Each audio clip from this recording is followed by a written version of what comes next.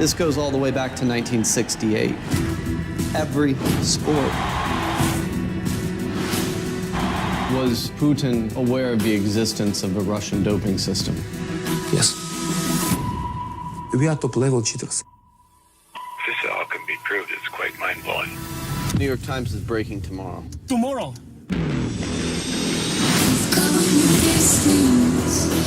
That has the potential of affecting the credibility of all sport. Why would I watch an event that's fixed?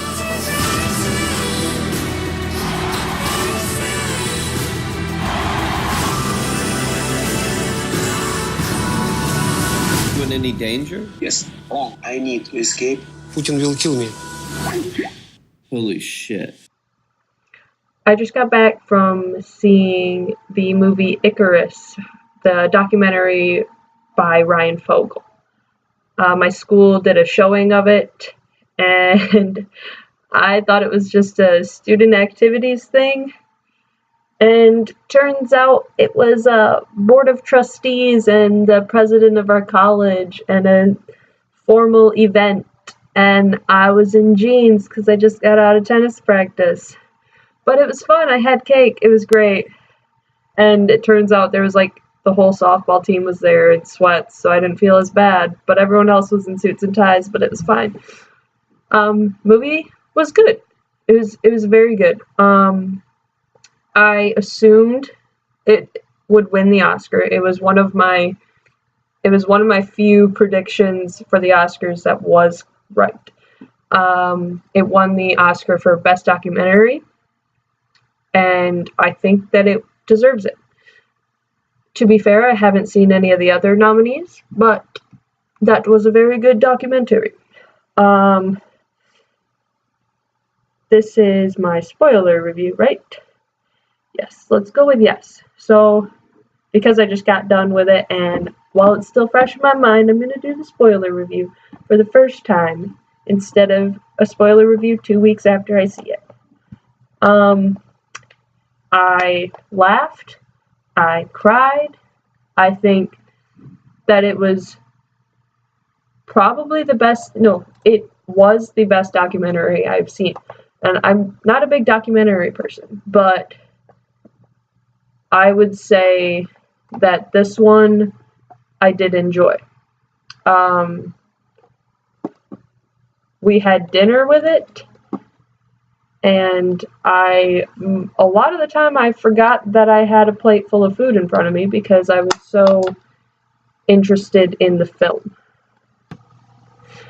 There was a part where I fell asleep for about 5 minutes, but I don't think it was the movie's fault. I think it had something to do with the fact that I was up till 3 a.m. and then got up at 7 a.m. because it was one of my friend's 21st birthday and I had to carry him back to his bedroom. And I also had an exam at 8 a.m. and it's been a very, very long day. It was very interesting, and it was not what I expected it was going to be. Like I said, there were funny parts, there were sad parts. I am really puzzled because the way that Brian portrayed himself to Gregory, the scientist, was that they were very close friends. So that's what I had gathered. But then Brian does this whole film showing Gregory's life going in the toilet.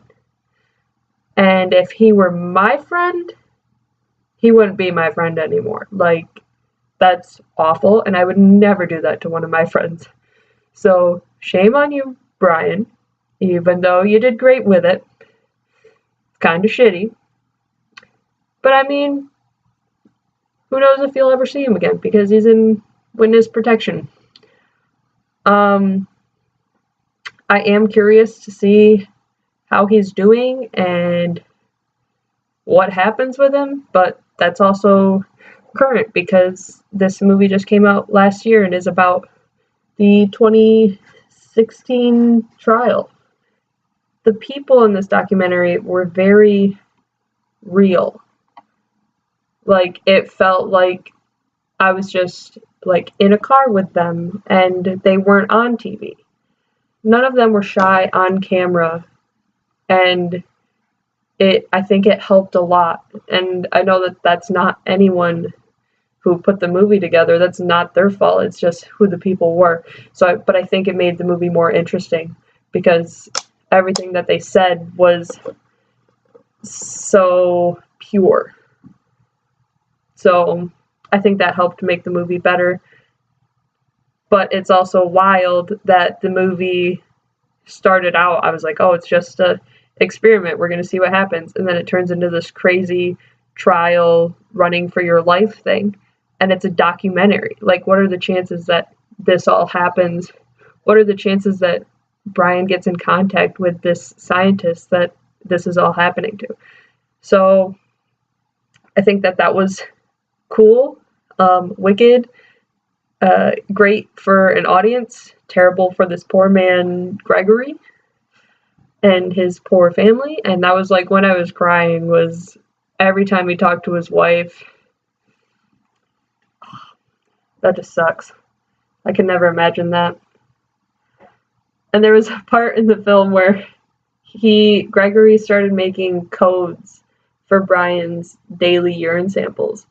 And Brian just laughed, and he said something about Gregory making codes, and Gregory goes, "I am mafia."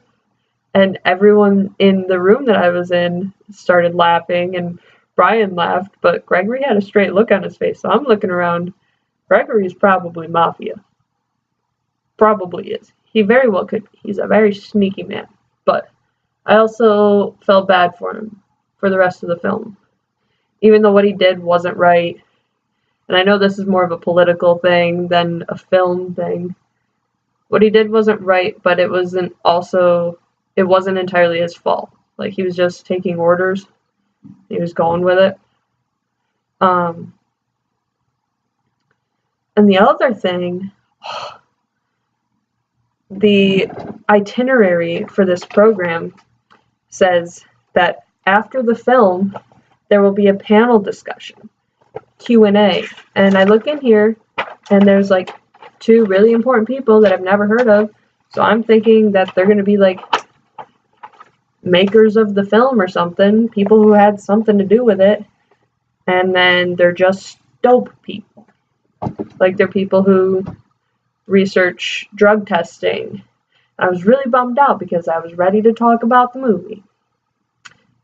And then I got bored again, and my friend came over and he had a piece of cake. Cake was great. At first, when the movie started, I thought that the audio editing was kind of weird. Like, it sounded like the people who weren't in front of the camera, like when Brian was asking questions, it sounded muffled. But as the movie went on, it didn't anymore. Maybe I just got used to it. And I think that this being Brian Fogel's first big piece of work, he did a fantastic job. I mean, he's got an Oscar. Okay, what else? I think that's all I really have for my spoiler review, because it is a documentary, and there's like, I can't complain about a storyline or anything. Not that the storyline was bad. It's real life, and I think that it followed to a T everything that was going on. Like, he pulled news clips, and he pulled like animations for when Gregory was talking about his days in the hospital, or not, yeah, in the insane asylum or the mental hospital. And I think that it went well.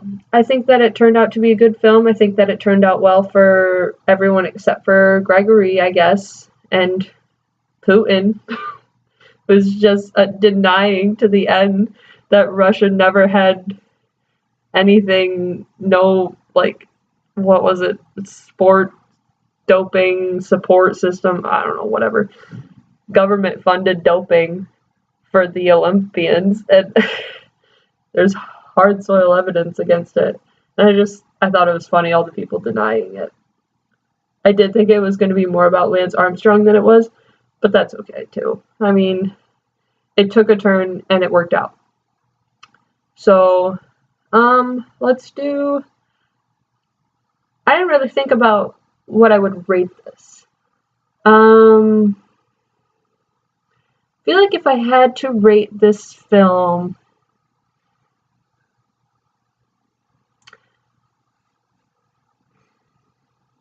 I don't want to give it 5 out of 5 stars because that just seems too high.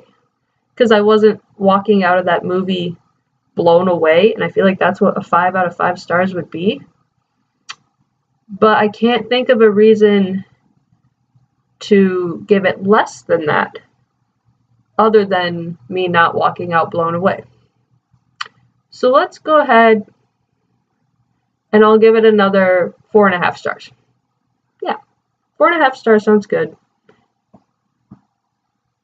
Everyone putting together that movie did great.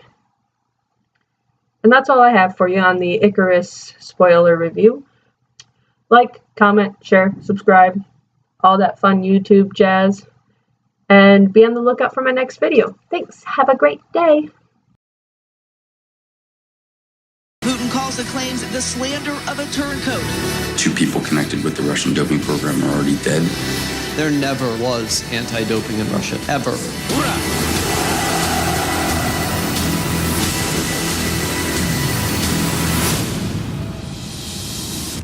Be very careful what was your recording. When 900 years old you reach, look as good you will not.